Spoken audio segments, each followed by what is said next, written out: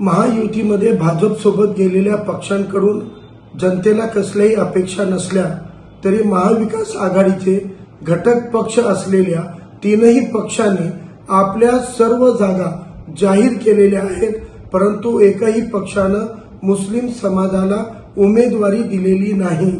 या पद्धतीनं महाविकास आघाडीला मुस्लिम समाजाचं मतदान हवंय, परंतु मुस्लिम समाजाला उमेदवारी न देऊन लोकप्रतिनिधित्व करण्याची, निवडणूक लढण्याचं आमच्या संवैधानिक अधिकारावर गदा आणण्याचं काम महाविकास आघाडी करत आहे। संविधान वाचवण्याच्या एकीकडे गप्पा असताना इतक्या मोठ्या संख्येनं महाराष्ट्रामध्ये 12% असलेला अल्पसंख्याक मुस्लिम समाजाला एकही उमेदवारी का देण्यात आली नाही?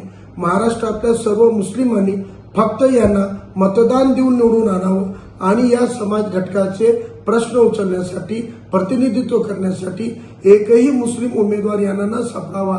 यामुळे महाविकास आघाडी सुद्धा एक कट्टर हिंदुत्ववादी मानसिकता मनवणाऱ्या भाजप महायुतीपेक्षा वेगळी नाही आणि वंचित बहुजन आघाडी एकमेव पक्ष आहे जे तळागाळातील सर्व समुदायांना, मुस्लिम समुदायांना 3 ते 4 लोकसभेच्या जागा या वंचित बहुजन आघाडीनं लोकसभेसाठी दिलेल्या आहेत। महाराष्ट्रातल्या सर्व जनतेला आमचं आव्हान आहे की आपलं अस्तित्व, संवैधानिक अधिकार आणि आपलं प्रतिनिधित्व हे आपल्याला अस्तित्वात आणण्यासाठी त्यांनी वंचित बहुजन आघाडीच्या पाठीशी उभे राहायला पाहिजे।